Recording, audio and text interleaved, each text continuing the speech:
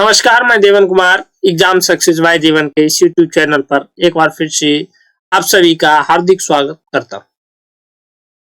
साथियों, पिछले वीडियो में जो हमने समझा वह समझा था कि निर्देशन की समस्याओं के बारे में कि क्या-क्या समस्याएं हैं और निर्देशन की समस्याओं के साथ इसके समाधान को भी समझा।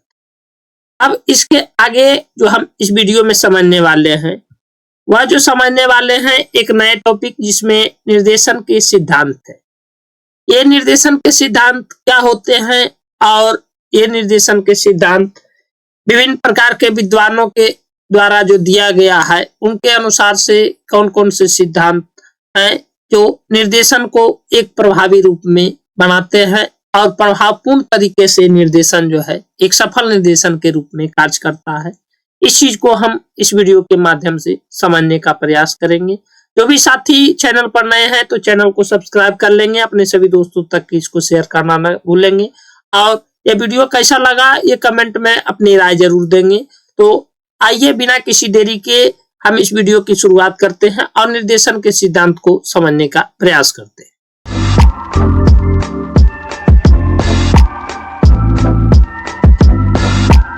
निर्देशन के सिद्धांत क्या होते हैं, हम सबसे पहले इस चीज को समझते हैं।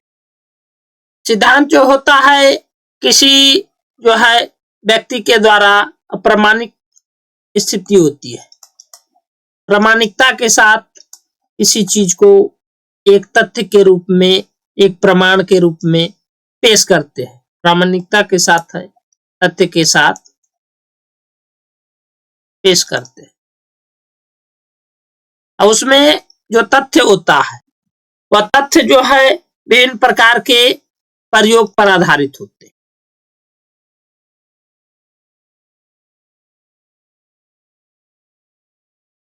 ये प्रयोग उन लोगों के द्वारा दिया जाता है जो निर्देशन के सिद्धांत या विभिन्न प्रकार की स्थितियों में सिद्धांत का जो प्रतिपादन करते उनमें जो है इस चीज को शामिल किया जाता है। निर्देशन के सिद्धांत में भी कुछ ऐसा ही है।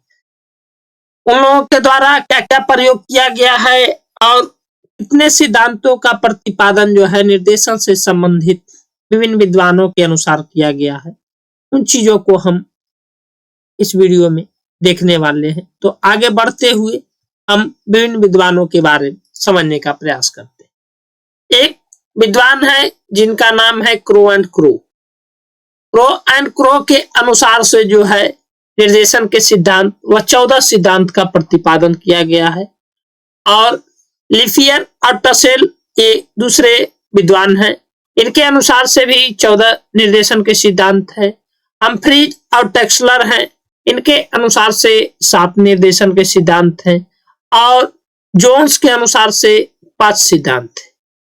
तो हम उपयुक्त ओवरऑल की बात करें तो 14, 14, 28, 28, 28, 7, 35, 35, 5, 40, 40 निर्देशन के सिद्धांत हैं। तो हमें इतने सिद्धांतों को विशेष रूप से पढ़ने की आवश्यकता नहीं, हमें मुख्य रूप से जो जानना है इन निर्देशन के सिद्धांतों में कौन कौन सी जो निर्देशन है जो सर्वाधिक उपयुक्त है और सर्वाधिक उपयुक्तता के साथ सर्वाधिक उपयुक्त निर्देशन के सिद्धांत और उपयुक्त के साथ उसका उपयोगिता और उपयोगिता के साथ वह जो है सर्वमान्य कितनी है।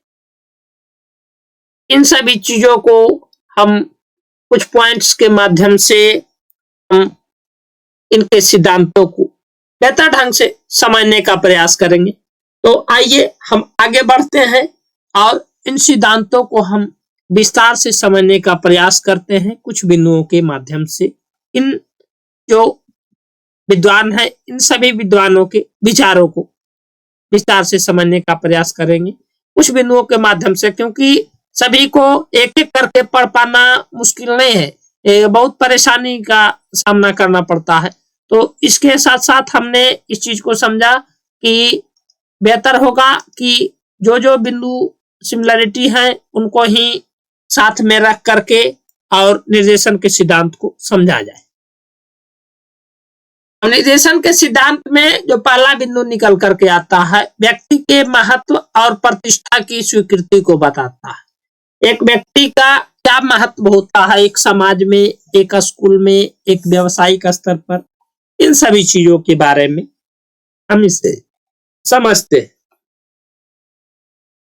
व्यक्ति के महत्व और प्रतिष्ठा की स्वीकृति किस प्रकार की होती है? एक व्यक्ति है जो समाज में भी रहता है, अपने विद्यालयी परिवेश में भी रहता है, और उसके बाद जो है व्यावसायिक स्थल पर भी रहता है।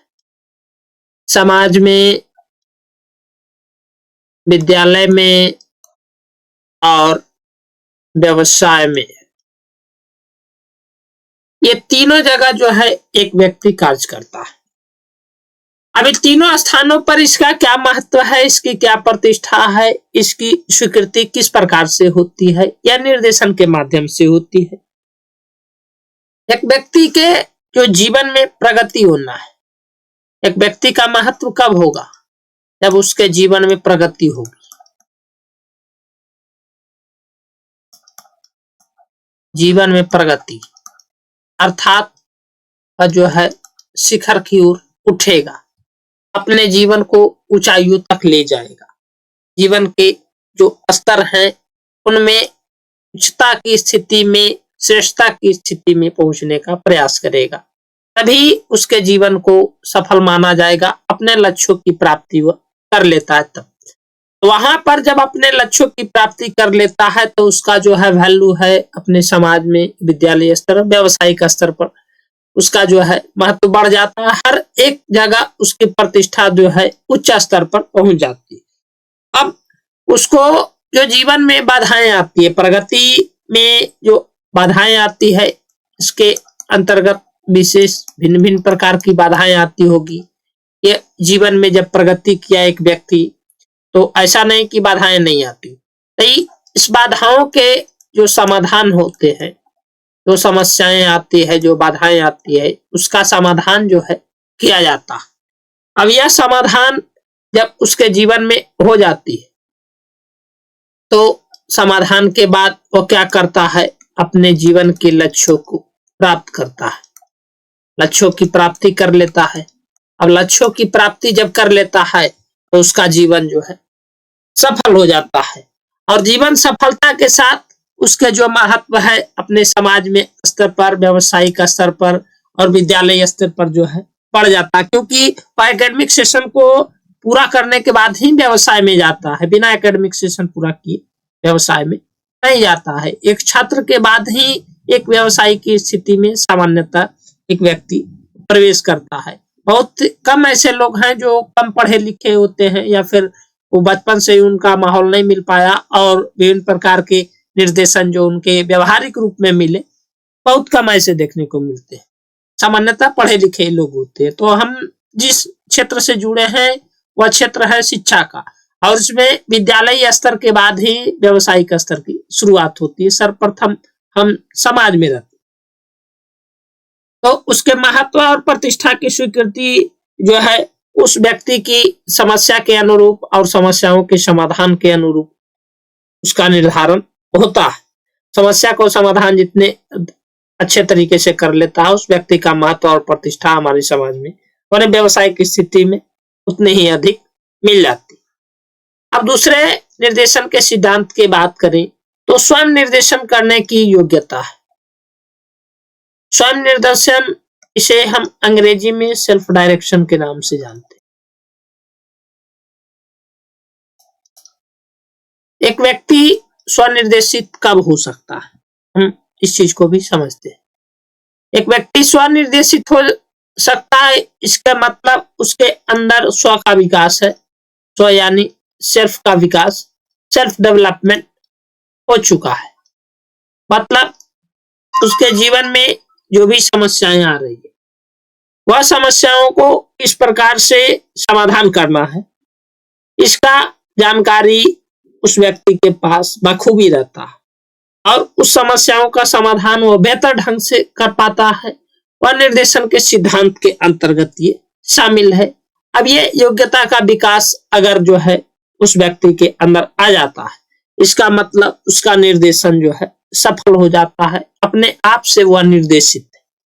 अपने आप से निर्देशन को ही स्वनिर्देशन कहा जाता है। तो निर्देशन के सिद्धांत के अंतर्गत ये दूसरे महत्वपूर्ण बिंदु है जिसको हमने समझा। अब निर्देशन की जो तीसरी जो बिंदु है वो तीसरे बिंदु पर हम चर्चा करेंगे। तो निर्देशन जीवन पर्यंत चलने वाली प्रक्रिया है। हम जानते हैं कि निर्देशन एक प्रक्रिया के अंतर्गत है जो हमारे पूरे जीवन में सहायक होती है।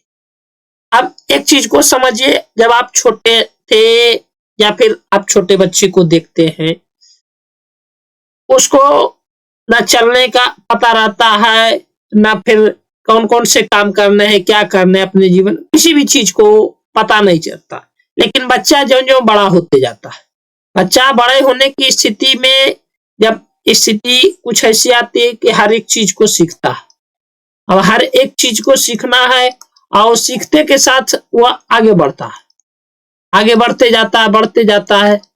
एक स्थिति ऐसी आती है कि वह जो है बहुत ऊंचाई पर सीखते सीखते आगे बढ़ लेता है और अपने लक्ष्यों की प्राप्ति कर लेता है।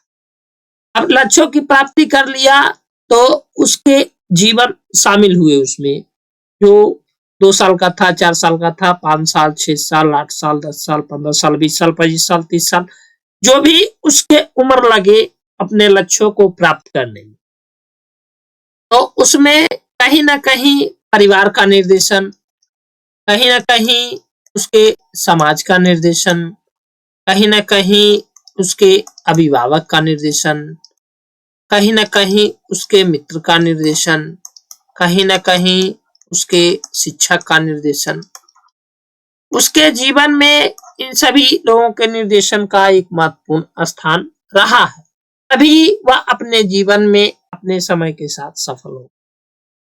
तो निर्देशन के इस सिद्धांत में जो हम समझते हैं कि जीवन पर्यंत चलने वाली प्रक्रिया है, उसके जो पूरे जीवन तक के वह निर्देशन कार्यरत होता है। अब इसके आगे जो हम समझते हैं कि इसके आगे और कौन कौन से निर्देशन के सिद्धांत है जो है कार्य करते हैं। निर्देशन संपूर्ण व्यक्तित्व पर व्यक्ति के दृष्टिगत होती है। ये निर्देशन के सिद्धांत के अंतर्गत चौथे महत्वपूर्ण बिंदु के रूप में है। अब ये दृष्टिगत होती है लेकिन व्यक्ति के संपूर्ण व्यक्तित्व पर। तो हमने व्यक्तित्व को समझा था कि व्यक्तित्व जो होता है एक व्यक्ति का मुखौटा होता है।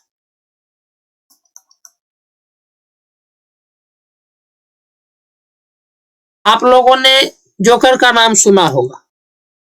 तो जोकर का जो रूप होता है, एक चेहरे पर एक अलग तरह का मुखौटा लगा लेता है, उसके बाद वह जो रोल प्ले करता है जिससे हम उसको पहचान ही नहीं पाते हैं, वास्तविक चेहरा नहीं देख पाते हैं, और उसी के आधार पर उसको जो है हम समझ लेते हैं कि उसका चेहरा इस तरीका, लेकिन वास्तविक स्थिति में कुछ ही नहीं होता।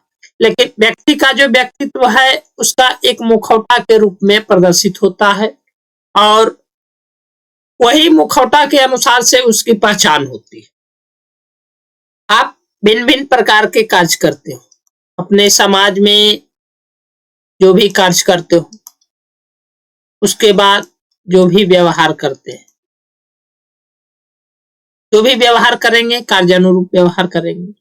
अब ये व्यवहार मान्य है या अमान्य है, मान्य या अमान्य स्थिति में है, इसके बारे में जो है उसका व्यक्तित्व जो है सामने आवेगा। अगर समाज में आप मान्य व्यवहार कर रहे हैं तो आपका निर्देशन भी मान्य स्थिति में होगा, तभी आप मान्य व्यवहार करेंगे, मान्य कार्य करेंगे।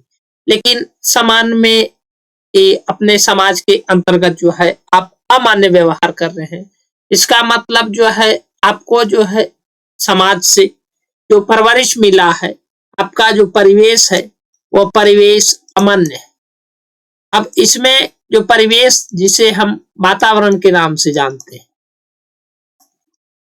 ये भी एक महत्वपूर्ण कारक के रूप में जो है एक व्यक्ति के व्यक्तित्व पर जो दृष्टिगत होता है उसका व्यक्तित्व, उसमें निर्देशन के साथ साथ यह भी महत्वपूर्ण भूमिका निभाता है। अब उसका वातावरण किस प्रकार के होगा, क्योंकि जिस परिवेश से वो आएगा उस परिवेश के अनुरूप वह कार्य को अंजाम देगा, व्यवहार करेगा।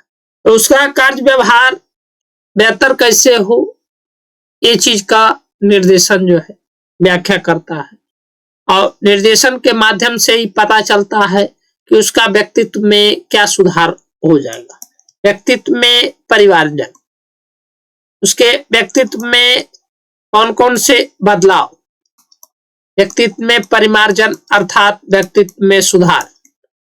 अब उसके व्यक्तित्व में जब सुधार आएंगे तो जैसे ही सुधार आएगा उसका व्यक्तित्व जो है श्रेष्ठ हो जाएगा, श्रेष्ठ व्यक्तित्व की श्रेणी में आ जाएगा। व्यक्तित्व का श्रेष्ठता उसे जो है एक अच्छे मानव की ओर, एक सभ्य इंसान की ओर ले जाएगा, सभ्य मानव बनाएगा, उसके व्यक्तित्व में श्रेष्ठता आ जाएगी तब। तो उसके व्यक्तित्व की श्रेष्ठता और श्रेष्ठ मानव, सभ्य मानव के रूप में उसका जाना जाना उसके व्यक्ति के व्यक्तित्व को प्रदर्शित करती है, उसके व्यक्तित्व को दृष्टिगत होता है, दृष्टिगोचर होता है निर्देशन के सिद्धांत में। एक सिद्धांत यह भी है। अब आगे हम बात करें तो अगले जो बिंदु है निर्देशन के सिद्धांत के अंतर्गत वह है विभिन्न कार्यकर्ताओं के कार्यों के बीच समन्वय। एक कोऑर्डिनेशन की भावना जो होनी चाहिए, एक दूसरे के बीच समन्वय की जो भावना होनी चाहिए, वो विभिन्न कार्यकर्ता हमारे समाज में, हमारे विद्यालय परिवेश में, हमारे व्यवसायिक परिवेश में अगर हम देखें या फिर व्यक्तिगत परिवेश में ही, अपने परिवार में ही देखें, तो जो व्यक्ति जो कार्य करता है उसका कार्य क्षेत्र अलग अलग होता है, कार्य क्षेत्र अलग अलग होता है और व्यवसाय भी अलग अलग होता है। कार्य क्षेत्र और व्यवसाय इन दोनों में जो भिन्नता होती है और ये भिन्नता के बीच में समन्वय होना बहुत जरूरी है।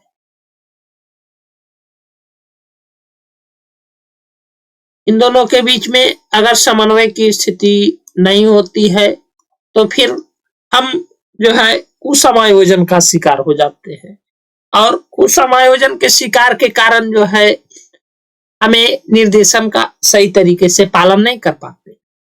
तो कार्यक्षेत्र और व्यवसायिक में भिन्नता को समन्वय के साथ अगर हम स्थापित करते हैं, एक दूसरे के बीच में सहयोगात्मक प्रयास करते हैं, सहयोग की स्थिति, सहयोग अगर देते हैं तो इसके माध्यम से हमारा निर्देशन जो है सफल हो जाता है। और निर्देशन जो सफल होने का एक महत्वपूर्ण कारक है, वह कारक यह भी है कि जो हमारा जो व्यवसाय है, व्यवसाय में विविधता सामान्य रूप में देखी जाती है। डाइवर्सिटी अंग्रेजी में इसे हम जानते हैं। हमारा देश जो है विविधताओं का देश है, अविविधतापूर्ण देश है, अविविधताओं से भरा हुआ देश। विविधताओं से भरे होने के कारण यहाँ विभिन्न प्रकार के व्यवसायों को यहाँ मौका दिया जाता है और विभिन्न प्रकार के क्षेत्रों में जो है, कोई इलेक्ट्रॉनिक क्षेत्र में है तो कोई किसानी क्षेत्र में है, तो कोई है जो नाई का काम कर रहा है, कोई है जो सामान्य राशन किराना दुकान है, तो किसी का जो है सर्विस देने का काम है, तो कोई जो है अपना खुद का व्यवसाय है, कोई शिक्षण के लाइन में है, कोई ड्राइविंग के लाइन में है। इस प्रकार से कार्यों में विविधता देखने को मिलती है। यह कार्यों में जो विविधता होती है, कार्यों की विविधता जो होती है, यह व्यक्ति के जो है क्षेत्र के अनुरूप निर्भर करती है। कार्यों की विविधता उसके क्षेत्र के अनुरूप। अब क्षेत्र में उसके सामाजिक क्षेत्र हो सकते हैं, उसके आर्थिक क्षेत्र होते हैं, उसके पारिवारिक क्षेत्र होते हैं। सामाजिक, आर्थिक, पारिवारिक। हो सकता है उसके परिवार में कोई ड्राइवर होंगे तो वह ड्राइविंग के काम में आगे प्रवीण हुआ और उस व्यवसाय को चुना। हो सके वह अपने समाज में इस चीज को सीखा, वह हो सके आर्थिक स्थिति तंगी के कारण उस कार्य का चयन किया जो उसे प्रेरक हो सकता है, वह रुचि के अनुसार से उसकी क्षमता उसको कार्य करने में अधिक हो, उस कार्य को बेहतर ढंग से। तो इस सभी चीजों के कारण जो है व्यवसायों में विविधता देखने को मिलती है। तो व्यवसायों में विविधता के जो क्षेत्र होते हैं वह अपनी रुचि, योग्यता और क्षमता के अनुसार, क्योंकि सभी व्यक्ति अगर एक ही काम को करने लगे तो फिर संभव नहीं है पृथ्वी पर जो है हर एक स्थिति की पूर्ति हो पाना, हर एक आवश्यकता की पूर्ति हो पाना। क्योंकि सभी लोग अगर डॉक्टर ही मान लिया जाए तो फिर मरीज कौन रहेगा, और जब सभी लोग अगर मरीज ही हैं तो फिर डॉक्टर कौन। तो ये सभी जो स्थितियां आ जाती है, सभी लोग अगर शिक्षक ही बन जाएंगे तो फिर छात्र कौन होंगे, और जब शिक्षक ही बन जाएंगे तो दूसरे क्षेत्र के जो व्यवसाय हैं वह प्रभावी होंगे, और व्यवसायों में जो है कंपटीशन का माहौल बहुत ही उच्च स्तर तक आ जाएगा। तो कार्यों की विविधता और उसके बीच जो है सामंजस्य होने के लिए, दोनों के बीच सामंजस्य बनी रहे, एक दूसरे व्यवसाय के बीच तालमेल बनी रहे, सामंजस्य के लिए भी कार्यों में विविधता, व्यवसाय में विविधता जरूरी है, और इसके लिए निर्देशन जो है एक सफल रूप में कार्य करता है। आगे हम बात करें निर्देशन के सिद्धांत में, तो जीवन अधिक खर्चीला की स्थिति है, व्ययशील की स्थिति है, इस चीज को हम समझते हैं। अब जीवन हमारा अधिक व्ययशील की स्थिति में किस प्रकार से है, हम इस चीज को भी समझते हैं विस्तार से। हमारे जीवन में बहुत सारी आवश्यकताएं हैं। ये आवश्यकताएं जो है हमारे भौतिक रूप में हमें सामान्य रूप में एक मानव को जीवन जीने के लिए भोजन, वस्त्र और आवास की जरूरत होती है। ये सामान्य आवश्यकता है। लेकिन इसके अलावा जो हमारे आवश्यकताएं हैं, शिक्षा है, स्वास्थ्य है, रोजगार है, ये सभी आवश्यकताओं भी हमारे जीवन में अन्य आवश्यकताओं के रूप में हम देखें तो इसे हम अन्य आवश्यकताएं ना करके जीवन की मूलभूत आवश्यकताएं के नाम से हम कह सकते हैं कि ये जीवन की मूलभूत आवश्यकताओं की श्रेणी में आते हैं। अब ये मूलभूत आवश्यकताओं की पूर्ति, इन आवश्यकताओं की पूर्ति किस प्रकार से है?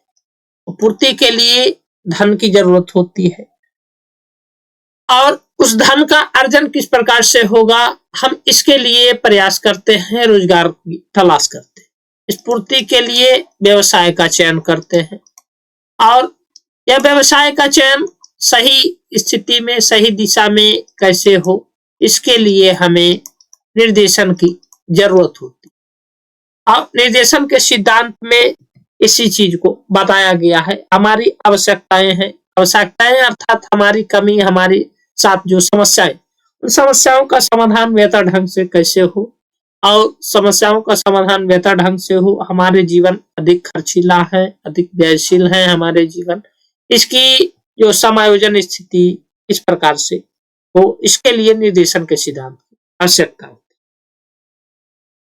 अब इसके आगे हम बात करें अगले बिंदु में, तो व्यक्तिगत आवश्यकताएं जो कि इस बिंदु से ही संबंधित है। हमारे जीवन की व्यक्तिगत आवश्यकताओं में जो है भोजन, वस्त्र, आवास तो प्राथमिक आवश्यकता है, हर सभी की आवश्यकता है भोजन, वस्त्र और आवास। इसके अलावा शिक्षा, स्वास्थ्य, रोजगार,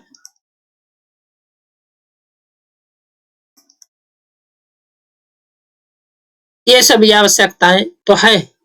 लेकिन इसके अलावा जो है हमारा जीवन कुछ और पारिवारिक समस्याओं से हम पारिवारिक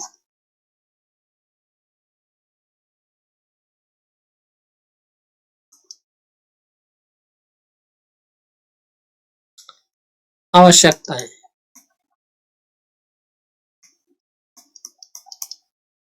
अब इस पारिवारिक आवश्यकताओं में जो है जुड़ा होता है, शादी ब्याह जुड़े होते हैं पारिवारिक आवश्यकताओं में।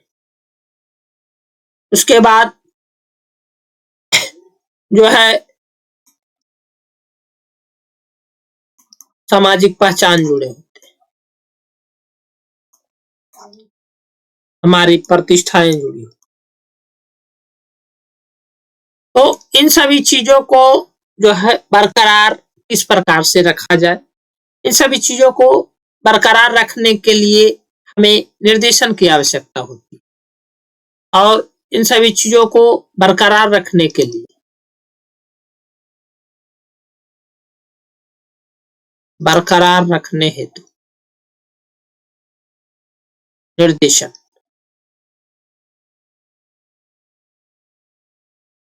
की आवश्यकता। मतलब अपने जीवन में जो भी आवश्यकताएं हैं, पारिवारिक आवश्यकताओं के साथ साथ सामाजिक आवश्यकताएं भी होती है। इन सभी चीजों को हम मेंटेन कैसे रखें, उसको मेंटेन रखने के लिए हमें जो चीज की जरूरी होती है, जिस चीज की जरूरत होती है, हम लगातार इस चीज को हम पूर्ण कैसे करें, और इस चीज को पूर्ण करने के लिए हमें निर्देशन की आवश्यकता होती है। और निर्देशन के साथ साथ ही हम अपने जीवन में आने वाली समस्त प्रकार की आवश्यकताओं को पूर्ति कर पाते हैं और बेहतर ढंग से इस चीज को रख सकते हैं, जिसमें हमारा जो निर्देशन है बहुत महत्वपूर्ण कार्य करता है, बहुत महत्वपूर्ण भूमिका निभाता है यह निर्देशन। निर्देशन के सिद्धांत में इसके आगे हम बात करें अगले निर्देशन के सिद्धांत के बिंदु की, तो निर्देशन जो होना चाहिए, लचीलापन होना चाहिए निर्देशन में। अब निर्देशन में लचीलापन कैसे होना चाहिए? निर्देशन जो दिया जाना चाहिए एक कड़े रुख के साथ नहीं दिया जाना चाहिए, कड़े रुख के साथ नहीं।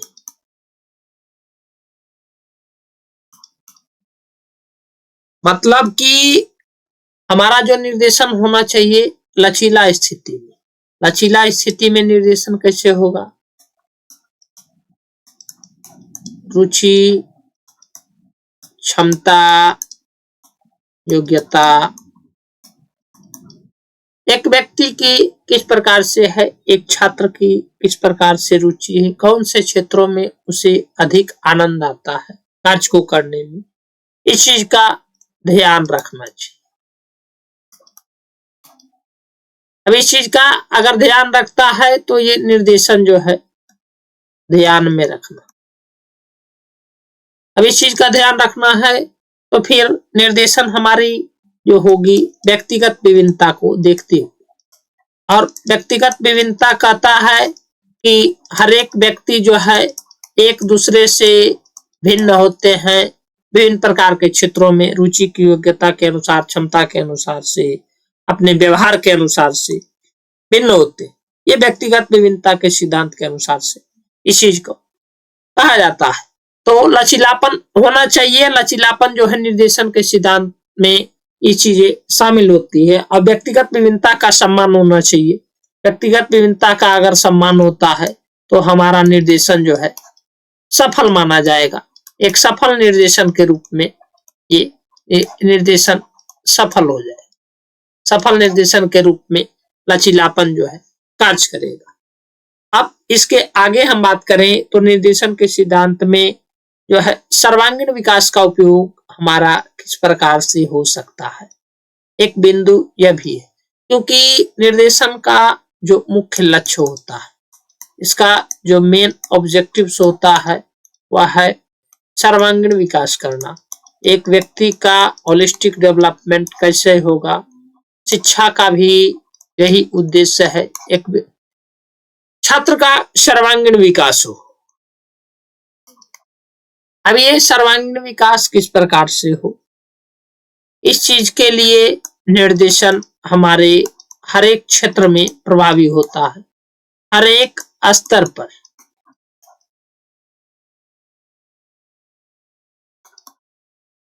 विभिन्न स्तरों पर निर्देशन की आवश्यकता है।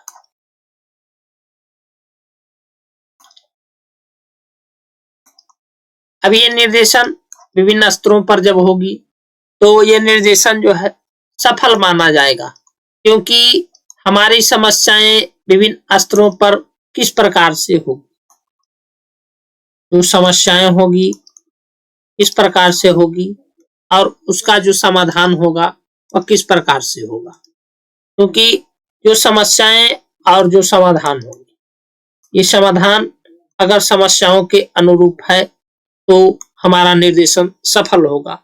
अगर ये समस्याओं के अनुरूप समाधान नहीं है तो हमारा निर्देशन सफल नहीं होगा, और निर्देशन जब सफल नहीं होगा तो हमारा सर्वांगीण विकास नहीं होगा, सर्वांगीण विकास का उपयोग हम कर ही नहीं पाएंगे। इसीलिए समस्याओं को ध्यान में रखते हुए निर्देशन, समस्याओं को ध्यान में रखना, समस्याओं को ध्यान में रख करके ही हम निर्देशन दे सकते हैं, और समस्याओं को ध्यान में रख करके ही समाधान करना सर्वांगीण विकास के उपयोग को दर्शाता है। तो इस वीडियो के माध्यम से जो हमने समझा वह है निर्देशन क्या है, निर्देशन के क्या क्या सिद्धांत हैं, और विभिन्न विद्वानों के अनुसार से निर्देशन के सिद्धांत, जिसमें हमने महत्वपूर्ण बिंदुओं को समझने का प्रयास किया उसके एक निचोड़ के रूप में। और आशा करते हैं आप लोग से कि यह वीडियो जो है आपके निर्देशन और परामर्श जो है ऑप्शनल पेपर है उसमें काफी ही सहयोग प्रदान करेगी, आपके एग्जाम पॉइंट ऑफ व्यू से और आपके जो है व्यक्तिगत जीवन से भी संबंधित इसे जो है काफी जो है उपयोगी साबित होगी। तो एक नए वीडियो के साथ हम इसके आगे के वीडियो में मिलते हैं। अपने जो भी साथी हैं जो अपने अभी तक इस टेलीग्राम चैनल को ज्वाइन नहीं किया है तो इस टेलीग्राम चैनल को ज्वाइन कर लेंगे, ताकि आपको जो है पीडीएफ मिल सके आसानी से। साथ ही जो साथी नए हैं इस चैनल पर वह हमारे YouTube channel exam success by Diwan को जरूर ज्वाइन कर लेंगे। और एक नए वीडियो के साथ हम इसके अगले टॉपिक के साथ मिलते हैं, तब तक के लिए धन्यवाद।